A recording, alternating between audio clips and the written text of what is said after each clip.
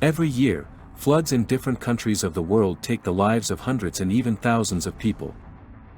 Such natural disasters are a serious problem for residents of these areas, but sometimes it is not only rivers that pose a flood threat. A completely non-standard flood can come to the city. For example, as a result of an accident at an enterprise. This happened in one of the districts of London in the 19th century. The victims of the tsunami of beer then were 9 people. London beer flood. The Horseshoe Brewery or Horseshoe, on the site of which the tragedy occurred, appeared in London back in 1764. It was opened in one of the modern areas of central London, in the West End. Revenues in the brewery were among the highest among such enterprises. It produced more than 6 million litres of beer per year. At the end of 1809, the production was acquired by brewer and entrepreneur Henry Meux, and the company changed its name to Meux & Company. Despite this, local residents continued to call the building Horseshoe among themselves, because its shape really resembled horseshoes. The owners of the company, experienced brewers of that time, liked to install giant barrels for aging the intoxicating drink. Sometimes their size was truly impressive. Despite the fact that at this London manufacturer, the containers were closer to the standards and reached an average of 6.5 meters in diameter, some of these barrels could hold up to 3 million liters of beer. On October 17, 1814, in the afternoon, a fastening ring cracked on one of the barrels where the 10-month-old porter was stored. Such troubles happened at the enterprise quite often, so much attention was not paid to this case. Never before has a cracked hoop led to an accident with serious consequences, but this time everything was different. That evening, the barrel shattered with a crack. Debris pierced nearby containers and the building's roof. At the same moment, a 5-meter wave of a tsunami of beer demolished the wall of the brewery and gushed into the streets of the city. 2 million liters of beer destroyed houses and flooded apartments.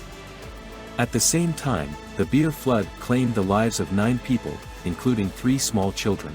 Most of them drowned. Some were knocked down by a powerful wave and died as a result of the impact. A frantic beer stream demolished the wall of a nearby pub, where a young girl worked at the time.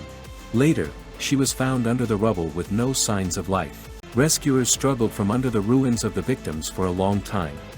One of these failed to survive in the hospital. He swallowed porter and died of alcohol poisoning. The damage from the tragedy was estimated at £400,000. Charitable organizations restored the buildings with help from London brewers' contributions. Subsequently, the case was considered in court, but none of the owners and employees were charged. The jury recognized the disaster as the result of force majeure and equated the situation with an accident and a natural disaster. The brewery suffered greater losses than the city.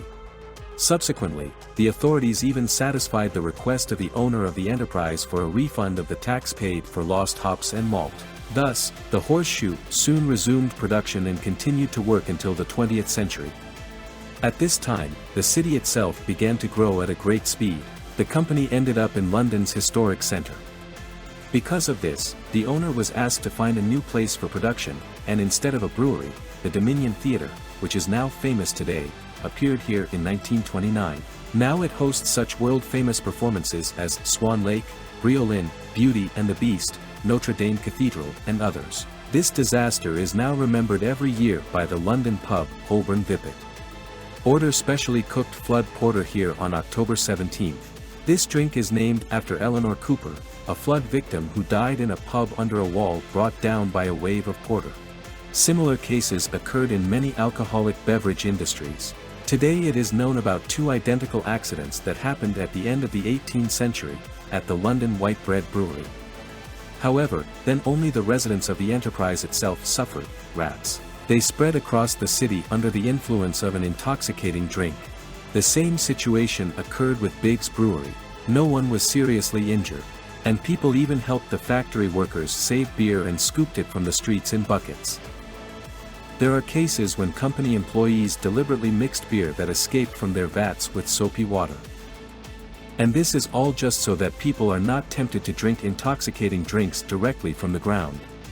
However, sometimes dozens of people can be victims of such disasters. In 1919, an alcohol accident occurred at the Purity Distilling Company's Boston distillery. That time, the cause of death was not beer, but rum. The destruction of a steel tank filled with fodder molasses caused over 8 million liters of liquid to flood the streets. Then 21 people died in Boston, and 1,500 more were injured. Today this tragedy is remembered as a great sugar flood.